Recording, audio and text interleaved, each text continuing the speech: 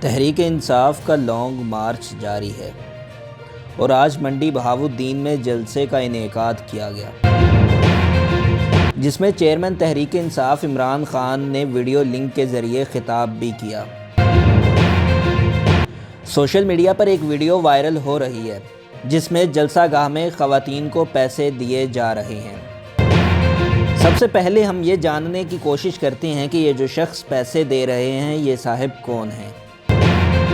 Video میں دیکھا جا سکتا ہے کہ رکن قومی اسمبلی امتیاز چودھری کے پرسنل اسسٹنٹ اعجاز چودھری خواتین میں پیسے تقسیم کر رہے ہیں۔ ویڈیو میں خواتین کو 2,000 روپے دیتے دیکھا جا سکتا ہے۔ کیا یہ خواتین کو جلسے میں لانے کے پیسے دیے جا رہے ہیں یا کسی اور چیز کے؟ اگر آپ میں سے کسی کو پتہ ہے تو آپ کمنٹ باکس میں ضرور بتائیے گا۔